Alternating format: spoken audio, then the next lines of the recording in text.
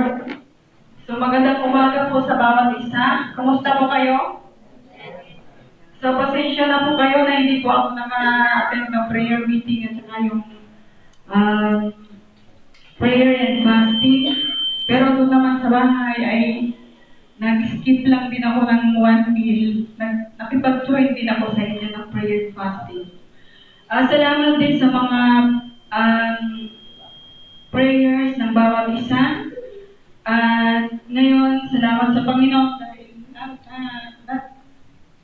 ipinaranas niya sa akin yung kompletong kagalingan. Kaya salamat sa mga nagkaisang manalangin. Tunay na ang panalangin ay makapangyarihan kapag ang bawat isa ay nagkakaisa na manalangin. Amen? So, ngayong umagang ito, mga kapatid, ay buksan po natin ang ating mga Biblia diyan sa Awit 27 verse 1.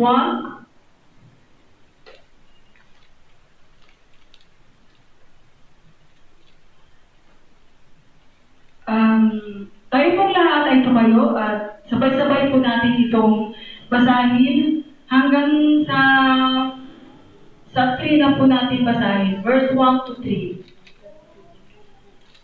Awit 27 verse 1 to 3. Sabi niya, si Yahweh ang ilaw ko at kaligtasan, sino pa ba ang aking katatakutan? Si Yahweh ang buod ng aking buhay, sino pa ba ang aking kasisintakan?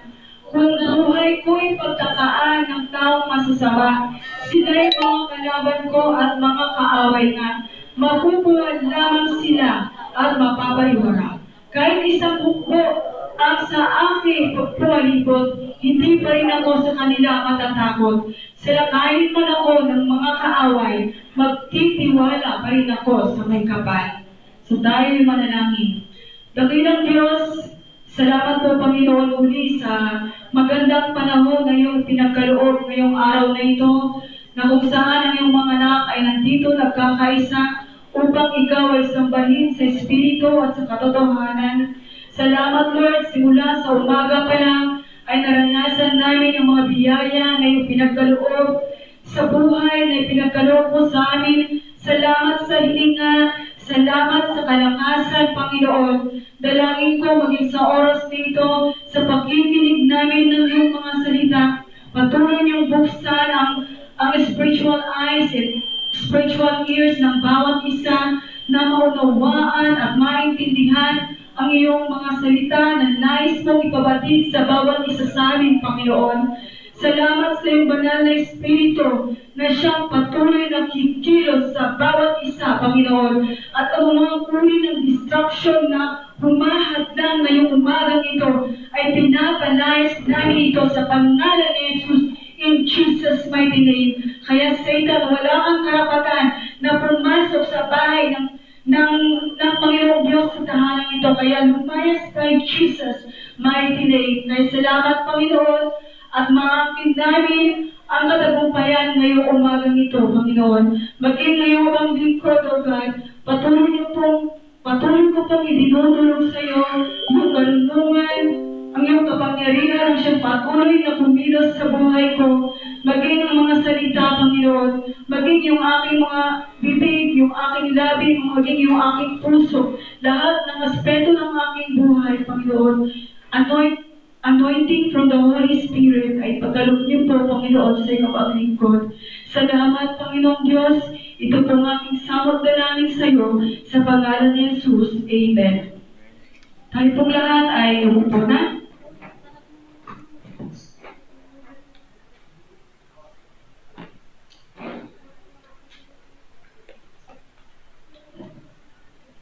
Praise the Lord.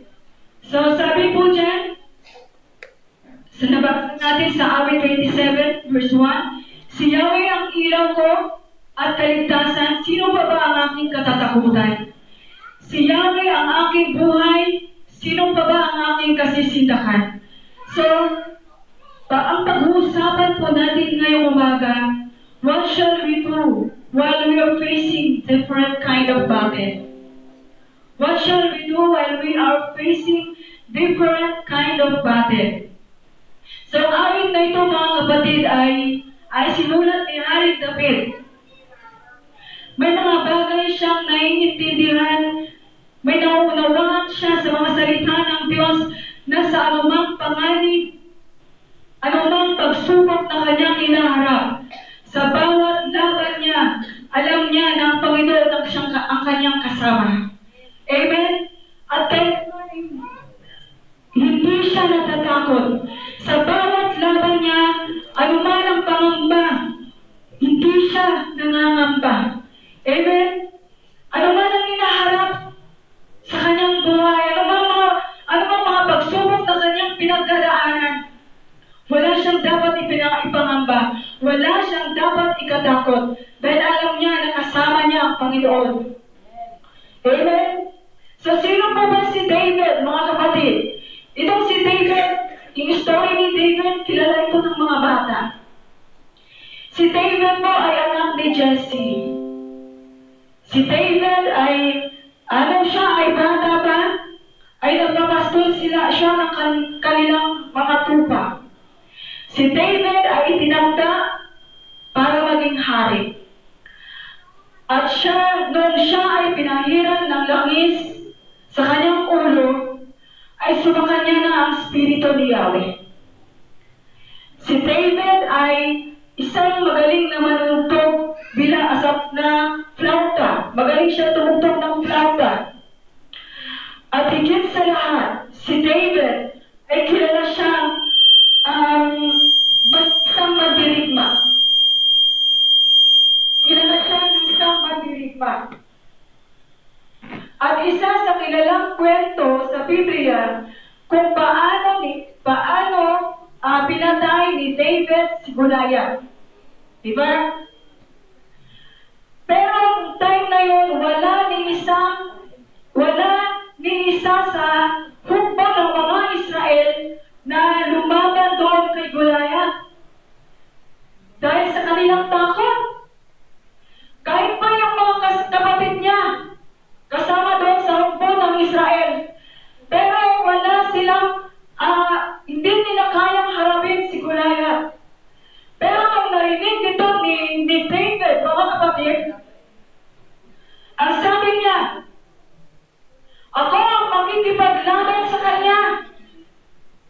Sabi ni David, at tugtog pa ni David, mga kapatid, iniligtas ako ni Yahweh mula sa kamay ng mababangis na leon at uso. At ililigtas niya rin ako. Amen? At ililigtas niya rin ako sa kamay ng Filisteyong iyan. Sabi ni David. At nung hinarap niya na si Goliath, ang sabi niya doon kay Goliath, ang dala mo ay sibat at pantusok, ngunit lalabanan kita sa pangalan ni Yahweh, ang makapangyarihang Diyos ng Israel na iyong hinabang. Kaya nang sabi ni David kay Goliath, at pagkatapos ng insidente niya, mga kapatid, mas lalong nakilala si David sa buong kaharian. Noong panahon yun, pagkatapos ng insidente kay Goliath, nakilala si David sa buong kaharian. At tinalo niya ang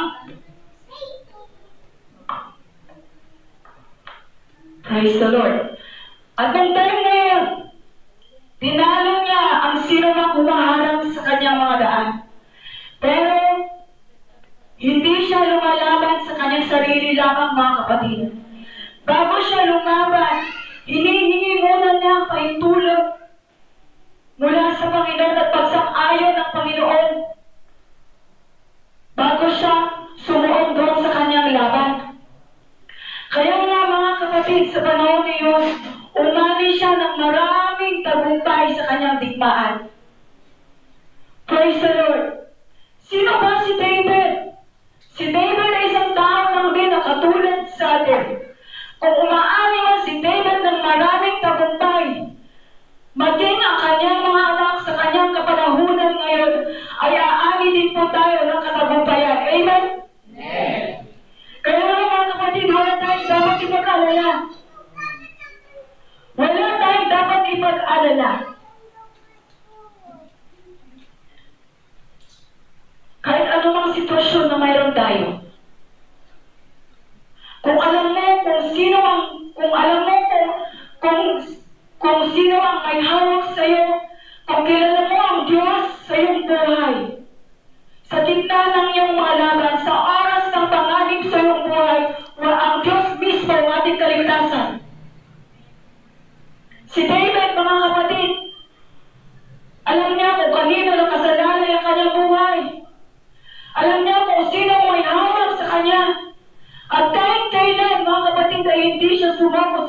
sumuko sa gitna ng kanyang mga laban.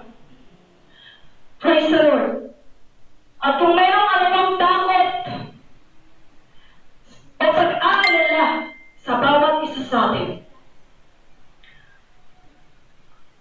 kapatid, pinaalalahanan tayo ni Haring David.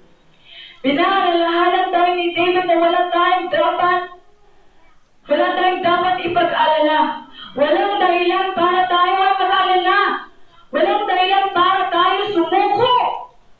Walang dahilan para tayo huminto. Amen? Walang dahilan para tayo matakot ano man ang mga challenge na dumadaan sa buhay natin. Walang dahilan para huminto tayo sa ating mga lakad. Sapagkat kung kilala mo ang Diyos, alam mo at nalalaman mo kung ano yung ginagawa niya sa iyong buhay. Amen? Ang sinabi ni David, ikaw ang ilaw ko at kaligtasan, Panginoon. Sino pa ba ang aking katatakutan? Amen? Kaya naman buong tabang na hinarap ni David si Goliath. Buong tabang na hinarap ni David ang mga libo-libo niyang kaaway. Wala siyang kinatatakutan dahil sa bawat laban niya, pinaninindigan niya, pinangahawakan niya ang salita ng Diyos. Amen?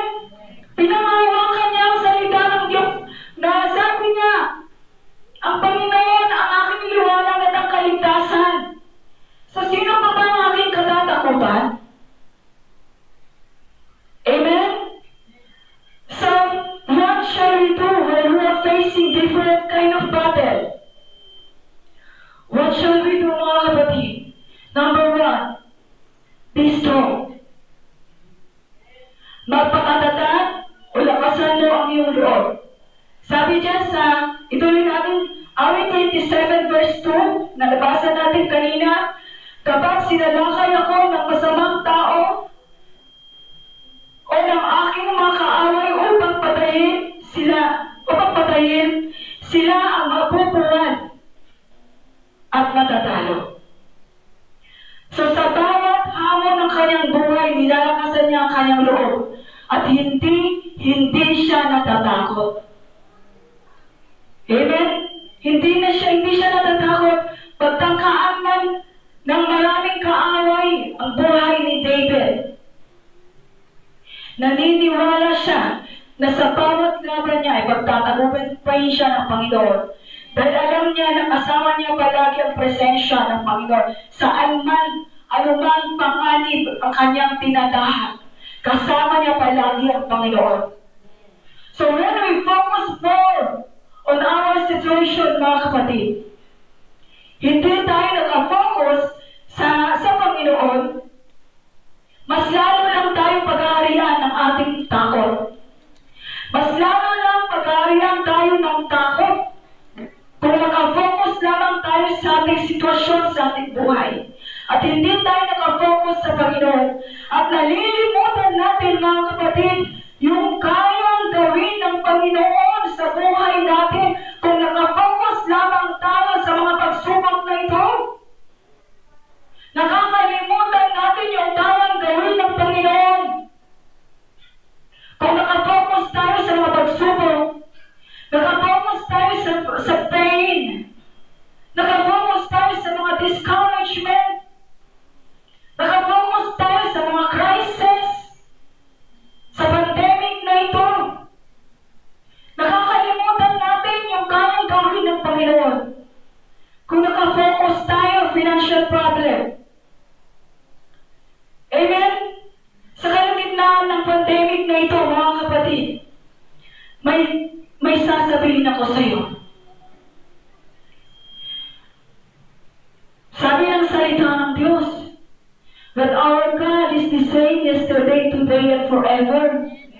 Kailanman ay hindi mapabago, hindi magnanaliw ang kabutihan ng Panginoon. Patuloy ang Diyos na magiging tapat sa bawat isa sa atin. Amen? Kaya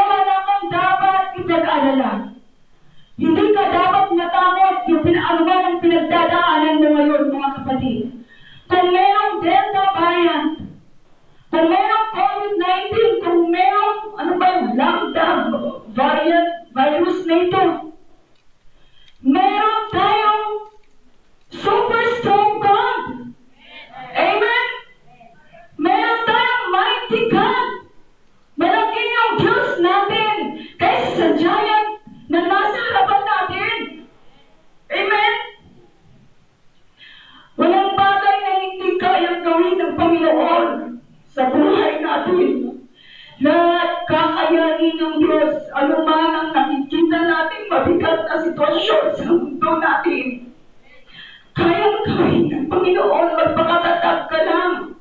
At pagtiwala ka lang sa Kanya, tsak na pagtatagumpayin ka ng Panginoon. Amen? Kung hirap ka man financially, then God, hirap ka man financially ngayon, then ikaw na nagtitiwala sa Panginoon, God will bless you right now. Amen? Amen? Kung meron kang sakit karamdaman ngayon, na ikaw na nagtitiwala sa Panginoong Diyos, then God will heal you right now, mga kapatid. Amen. Kung iniingatan tayo ng mga nakaraang taon, maraming damdaman na nangyari sa buhay natin. Kung paano tayo iningatan ng Diyos itong mga nakaraan, kung paano tayo pinagtagumpay ng Panginoon, iingatan pa rin niya tayo hanggang ngayon at magpakailanman. Amen? Dahil yan ang pangako ng Diyos sa Hebrews 13 verse 5, ang sabi ng Panginoong Diyos, hindi kita iiwan ni pababayaan. Yun yung pangako ng Panginoon na dapat may panghawakan. Amen? Kadalasan, mga kapatid, kapag dumaan tayo ng maraming pagsubok, doon na lang tayo nakatingin, doon na lang tayo nakafocus. At nakakalimutan natin yung kayang gawin ng Panginoon. Nakakalimutan natin, mga kapatid, yung maraming pagkakataon na nararanasan natin yung mga biyaya. Araw-araw, hindi tayo pinapabayaan ng Panginoon. Nakakalimutan natin minsan kung paano pinaranas ng Panginoon yung kanyang habag, yung kanyang awa, yung kanyang kagandang loob sa bawat isa sa atin. Sapat na yan, mga kapatid. Sapat na para maramdaman natin yung tagumpay natin sa Kanya. Amen? At yung tagumpay na yun, mga kapatid, yun yung nagpapatunay at nagpapatotoo. Na totoo at tunay ang Diyos na yung pinaglilingkuran sa iyong buhay. Na siya ay totoo at kumikilos sa buhay natin. Praise the Lord. At walang sino man dito sa atin na makapagsasabi na ang Panginoon ay hindi mabuti. Walang sino man dito sa atin na makapagsasabi na ang Panginoon ay hindi naging tapat. Dahil ang Diyos ay mabuti sa lahat ng pagkakataon, sa lahat ng oras. Kailanman ang Panginoong Diyos ay hindi nagkulang sa iyo at sa akin. Amen? Kaya dapat mo siyang pasalamatan. Hindi lang sa mga bagay. Hindi lang sa mga bagay na iyong natatanggap. Yung mga pagpapala, hindi lang sa mga pagpapala na iyong natatanggap araw-araw. Dapat mong pasalamatan ang Panginoong Diyos. Kahit may pagsubok ka bang nararanasan, kundi pasalamatan mo rin ang Panginoon sa bawat bundok na iyong nalalampasan sa iyong harapan. Dapat pasalamatan mo rin ang Panginoon sa bawat pagkulunos sa iyong buhay na iyong napagtatagumpayan. Amen? Dapat pinapasalamatan mo din ang Panginoon sa bawat araw ng iyong buhay na iyong nalalampasan araw-araw, na iyong nagtatawid araw-araw. Dahil laging naroon ang Panginoong Diyos, kailanman ay hindi siya nagbabago. Lagi siyang nariyan upang itawid tayo. Itawid tayo palagi sa ating paglalakbay, sa ating buhay sa mundong ito, upang malampasan natin ang mga pagsubok na ito. Sa mundong ibabaw na ito, mga kapatid. Praise the Lord. So, what shall we do when we are facing different kind of battle? Trust God. Pangalawa, trust God. So, magtiwala tayo sa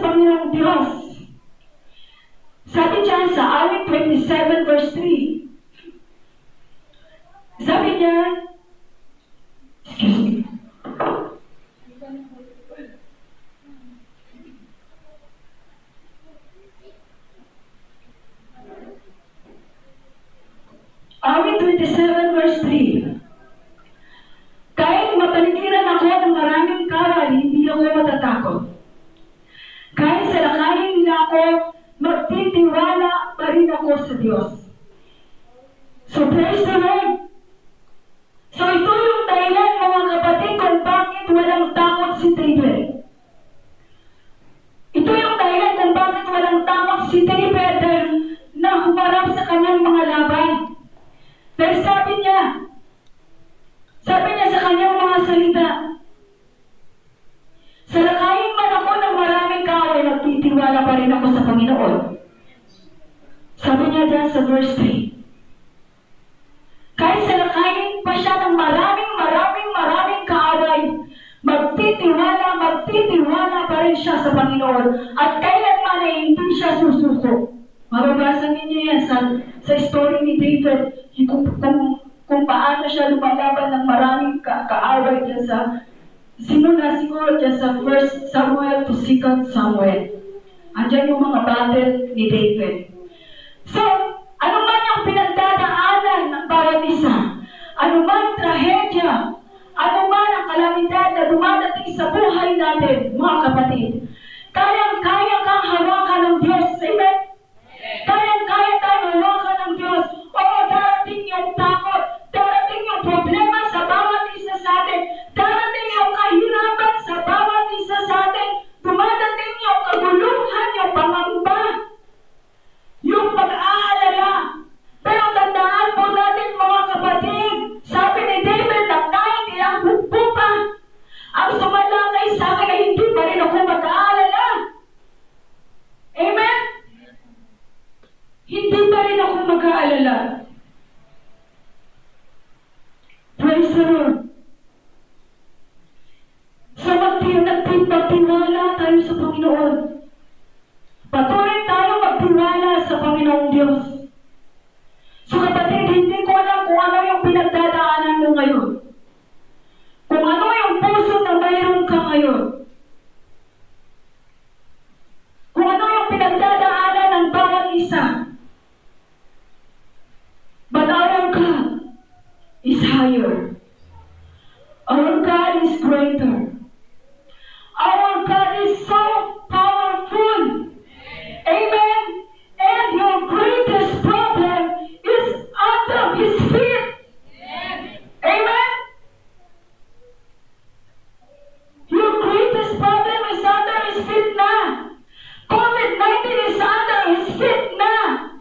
Ano ang virus na ito na dumadaan sa mundong ito ay under His feet na, mga kapatid. Dinalo na ng kapangyarihan ng Diyos.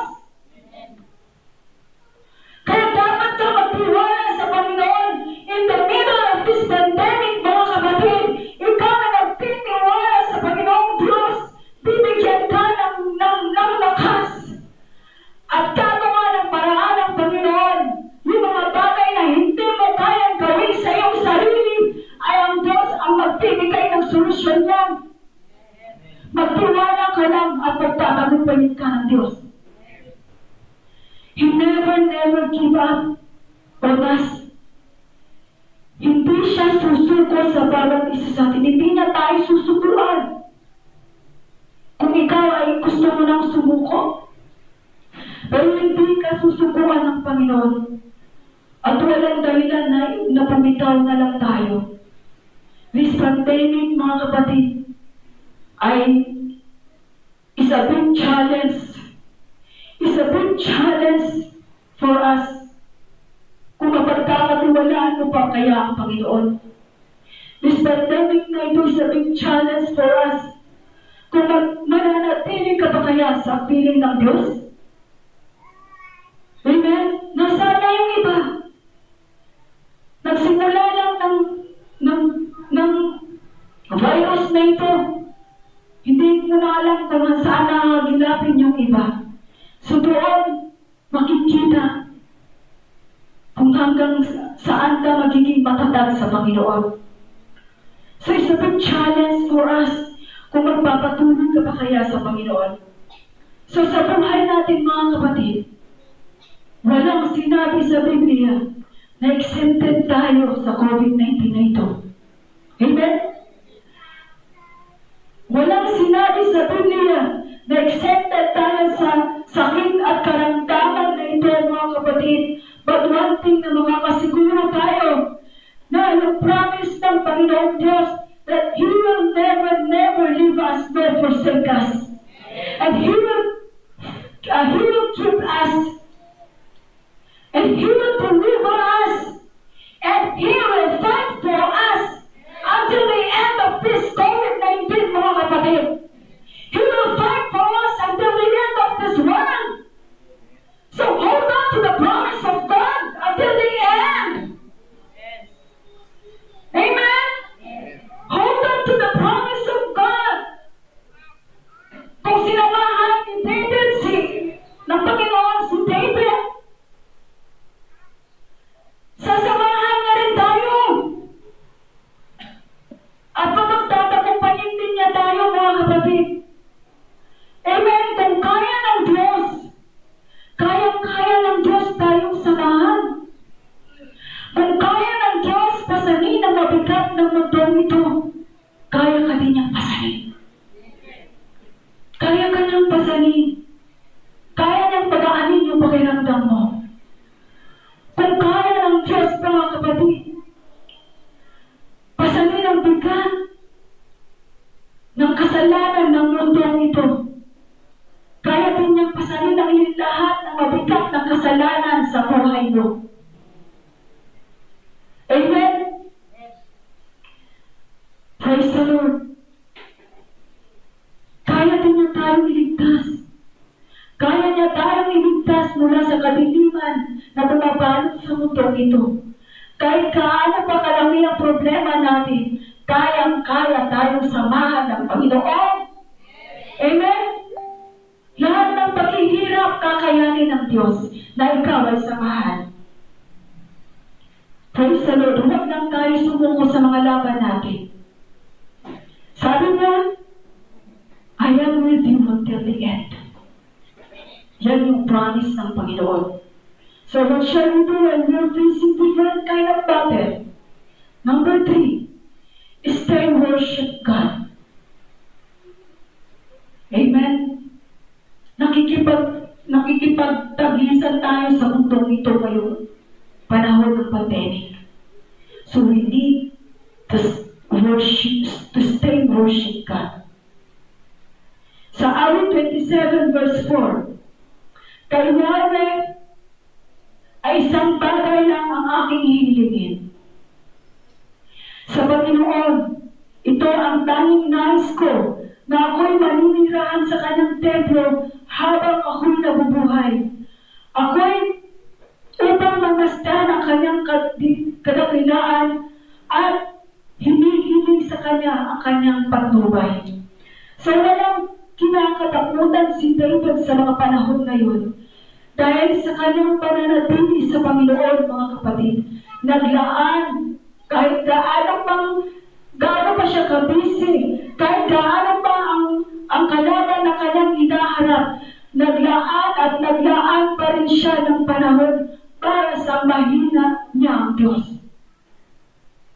Naglaan siya ng oras at panahon para sa mahina ng Panginoon.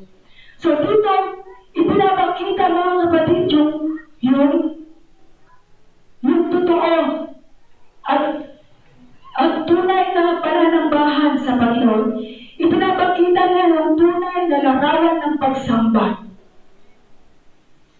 Na bawat mananampalataya sa bawat isa sa atin, dapat hangarin din po natin ang sambahin natin. Hangarin din po natin na manatili sa Panginoon upang siya'y sambahin. Sa magitan, magbigay tayo ng oras upang siya'y sambahin, mga kapatid. Dapat naglalaan din po tayo ng oras. Katulad nito, mahalaga po yan. At hindi nahahayaan, mga kapatid, nalilipas na lang ang isang buong linggo. Lilipas na lang ang isang buong araw na hindi ko man lang sinamba ang kabutihan at kagandahan at kabandalan ng Panginoon. Dapat sinasamba mo ang Diyos. Maglaan ka ng panahon para siya isambahin, mga kapatid. Amen? Praise the Lord. Kung iisipin natin kung paano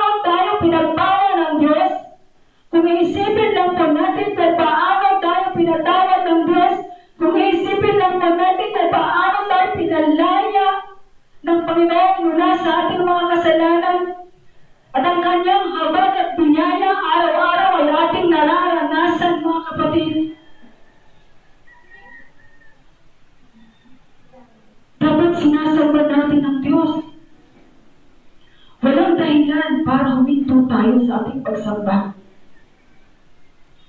Amen? Kaya mga kapatid, kapag iniisip ko kung gaano kabuti sa akin ang Panginoon, naglaan siya ng oras at panahon para sa akin.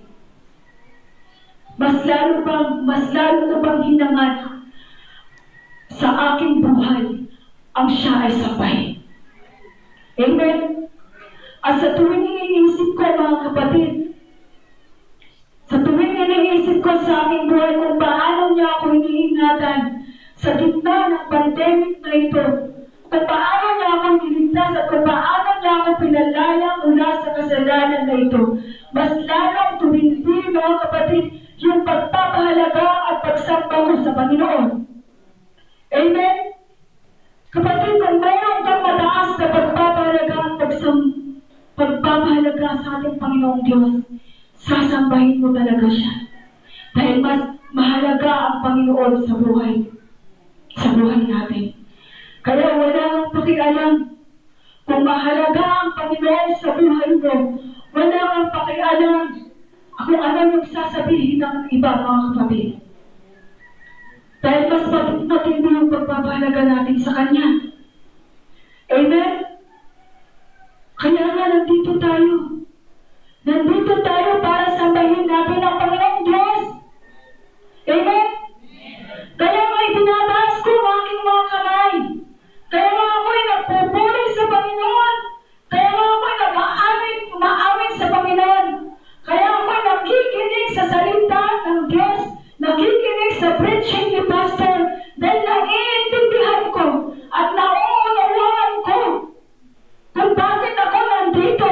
Dahil sinasamba ko ang Panginoon. Amen? Sasambahin natin siya mga kapatid. Dahil mas mahalaga siya kaysa sa ating kabigatan. Sasambahin natin ang Panginoong Diyos dahil mas mahalaga siya kaysa sa ating mga gawain sa bahay. Sasambahin natin ang Panginoong Diyos dahil mas mahalaga siya kaysa sa ating mga lakad. Amen? Sasambahin natin ang Panginoon dahil mas mahalaga siya kaysa sa ating mga pangangailangan. Praise the Lord! At sasambahin natin ang Panginoong Diyos dahil mas mahalaga siya kaysa sa aking sakit at karamdaman. Kaysa sa ating kalungkutan. At walang sino mang maaaring pumigil sa iyo at sa akin upang sambahin natin ang Panginoong Diyos sa Espiritu at sa katotohanan dahil mas mahalaga ang Panginoon sa buhay natin. Amen? Amen! Praise the Lord! Sabi ba nga ni David sa awit 103 verse 1, bless the Lord, O my soul, and all that is within me. Bless His holy name, or worship His holy name. Amen? Kaya kung ikaw ay tunay na mananampalataya, mga kapatid, di lang dapat nakakulong sa loob ng simbahan ang iyong pagsamba. Hindi lang every Sunday ikaw ay sumasamba, kundi sa bawat sandali ng iyong buhay, dapat sumasamba ka sa Panginoong Diyos. Amen? Dapat sa bahay pa lang ay sumasamba na tayo sa Panginoon. Sa bahay pa lang, pag-gising natin sa umaga, sinasamba mo na ang Panginoon patungo sa iyong pagsamba. Pagbangon mo pa lang sa umaga at bago ka umalis sa iyong tahanan, dapat sinasamba at sumasamba ka na sa Panginoon Diyos. Amen? Hindi yung iba yung sinasamba natin pagdating sa bahay, pag-gising sa umaga. Hallelujah! Kung gusto mong malaman, mga kapatid, kung paano naging maganda ang daloy ng iyong pananambahan. Gusto ba natin na laging Maganda ang daloy ng ating pananambahan. Wala po ng solution leader. Wala po yan sa nagdadala ng magaling na manunugtog ng musician. Wala po yan sa mga nagbaback up. Dahil sila lang po yung tagapanguna, mga kapatid. Tagapanguna lang po sila. Pero kung gusto mong malaman na maging maayos palagi ang daloy ng iyong pananambahan, sa bahay pa lang ay sumasamba. Sinisimulan mo na yung pagsamba sa Panginoon at sinisimulan mo na yung pakikipag-usap sa Panginoon. Dahil kapag ginawa mo ito, mga kapatid, sa pagpasok mo pa lang sa simbahan na ito, ramdam mo na yung presensya ng Panginoon. Ramdam mo na yung pagkilos ng Panginoon sa iyong buhay. At hindi na mahirap sa worship leader na i-lead ka. Hindi na mahirap sa worship leader na pangunahan ka. Hindi na kailangan na magsabihan ka pa na sumigaw ka ng hallelujah. Hindi na kailangan sabihan ka pa na itaas ang iyong kamay. Hindi na kailangan na sabihan ka pa na sumigaw, pumalakpak, sumayaw, magpuri sa Panginoon. Dahil kusa na lang itong lumalabas sa iyo na parang apoy na hindi mo kayang pigilan ang magpuri sa Panginoon at magsamba sa ating Panginoong Diyos. Amen. Amen. Kapag hindi mo mapipigilan yan, kapag puspos ka ng banal na Espiritu, mapapaindak ka, mapapasayaw ka, mapapasigaw ka ng paburi sa ating Panginoong Diyos. Amen? Dahil sa bahay pa lang, ramdam mo na yung presensya ng Panginoon. Praise the Lord. Nakapagpuri ba tayo kanina? Ang sarap magpuri sa Panginoon. Malaya tayong sumigaw. Malaya tayong sumamba sa lugar na ito. Kaya wag mong pigilan ang iyong sarili na magbigay ng karangalan sa ating Panginoong Diyos. Dahil kailanman ang Diyos ay hindi nagkulang sa buhay mo. Kaya kahit yan man lang ang ibalik mo para sa Kanya, na magbigay ka ng kalugod-lugod sa Kanyang harapan na siya ay sambahin sa Espiritu at sa katotohanan sa pamagitan ng iyong pagsamba. Amen? Stay worship God. Stay worship God sa gitna ng iyong mga laban. Masarap magpuri sa Panginoon, mga kapatid, sa gitna ng pakikipaglaban natin sa buhay. Masarap sumamba sa Panginoon. Masarap sumamba sa Panginoon sa oras ng nasa gitna ka ng pagsubok. Masarap mag-fasting. Masarap manalangin sa gitna ng mga laban. Sa gitna ng challenge ng iyong buhay. Amen? Hindi yung kailangan at namugtong ka na lang sa iyong higaan. Iyak ka lang ng iyak. At naiisip mo wala ka ng pag-asa. Pero subukan mo lumapit sa Panginoon. Napakasarap sumamba sa Panginoon. Napakasarap manalangin. Napakasarap mag-fasting sa kalagitnaan ng mga laban sa iyong buhay, mga kapatid. Praise the Lord. Sabi pa nga sa pinapakanta ko pa nga ito nga, Sister Annalyn, hindi man lang kinanta. Sabi nga sa 2 Corinthians verse 20 sa isang kanta, sabi niya, ako na lang nakanta. Sabi niya, mga kapatid, sabi niya doon, nung unang panahon sa aklat ng kronika, matatagpuan isang hari ng Huda, may takot sa puso kaya ng sinuman, ngunit walang pag-alinlangan. Sila'y lumuhod at tumawag kay Yahweh, kanyang idinulog. Anong dinulog nila? ang kalaban niyang kay David. Diyos ay tumugon sa kanyang sinabi, Husap at huwag kang matakot. Amen? Huwag kang matakot. Ano pang ginawa nila?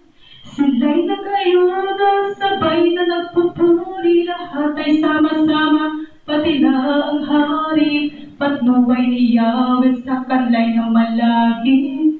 Dahil sa panalangin, banta ay napawi. Amen? Dahil sa panalangin, banta ay napawi. So sa gitna ng iyong laban, mga kapatid, kung nagpapanik ka, nadadaranda ka sa iyong buhay, amen? Kung nag-aalala ka, ano man ang pinagdadaanan mo ngayon, ano man ang mga bagay na nakakapagpakaba sa iyong buhay, just look unto Jesus, the author and the finisher of our faith. Amen. Palagpagan natin ang ating Diyos sa buhay. Praise the Lord. Okay? So, si Pastor nagmamadali. Wala ka. So, ngayon po ay tumakot po tayo sa ating conclusion. Sa awit 27 verse 13, sabi po dito, ako sanay ng lupay-pay, kundi ko pinaniwalaang makita ang kabutihan ng Panginoon. Sabi ni David, sa mensahe ito kanyang sinabi, pagkatapos ng lahat na nangyari sa akin, susuko na sana ako. Pagkatapos ng lahat na nangyari sa akin, ihinto na sana ako. Aatras na sana ako, wala na sanang dahilan para magpatuloy sa Panginoon. Pero ang salita ng Diyos ay nagsasabi na huwag kang sumuko. Amen? Amen, huwag kang sumuko. Ang pangako ng Diyos, isa pa sa pangako ng Diyos sa Isaiah 41 verse 10. Sabi niya, Isaiah 41 verse 10, ako'y sasayo, huwag kang matakot. Ako ang iyong Diyos. Hindi ka dapat mangamba. Palalakasin kita at tutulungan kita at iingatan at ililigtas kita. Yan ang sabi ng Panginoon. Praise the Lord. Dumating yung panahon, mga kapatid. Siguro dumating yung time na nanghina si David. Pero hindi niya sinukuhaan yung kanyang mga laban. Siya ay nagpatuloy at nagtiwala sa ating Panginoong Diyos. Amen. Sa mga kapatid, gaano mang kasama, gaano mang kalala ang sitwasyon sa ating buhay, patuloy lang tayo magtiwala sa kabutihan ng Panginoong Diyos. Amen. Tandaan po natin at panghawakan pa lang yung salita ng Panginoon na kailanman ay hindi niya tayo pababayaan. Amen. Praise the Lord. At habang hinihintay natin ang Panginoong Diyos, habang nakikipagbaka pa tayo sa mundong ito, praise the Lord, ang sabi ng Panginoon, tutulungan kita, iingatan kita, habang nandito pa tayo. Palalakasin kita, yan yung pangako ng Panginoon. At anumang banta ng kaaway sa ating buhay, lahat ng yan ay papawiin ng Panginoon sa pamamagitan ng kanyang kapangyarihan. Dahil ang promise ng Panginoong Diyos, I am with you until the end of this world. Amen. Praise the Lord. Hallelujah. So hanggang dito na lang po, mga kapatid. So marahil ang bawat isa ay mayroong pinagdadaanang battle sa kanilang mga buhay. Pero wala pang dahilan para tayo sumuko sa Panginoon. In-encourage tayo ng Panginoong Diyos na manatili tayo sa Kanya. Marami tayong mapagdadaanan sa mundong ito. Pero kailanman ang pangako ng Diyos ay hindi niya babaliin. Ang tenga ng Panginoon ay niyang tatakpan. Dahil papakinggan niya ang bawat daing ng ating buhay. Ang kamay ng Diyos ay hindi niya titigugin sa bawat isa sa atin. Laging nakabukas doon sa lahat ng mga anak niya na nangangailangan sa Kanya. At sa magitan ng Kanyang kapangyarihan, patatatakin niya tayo. Pagtatagumpayin niya tayo, mga kapatid. Praise the Lord. Tinatawagan ko po yung mga musicians.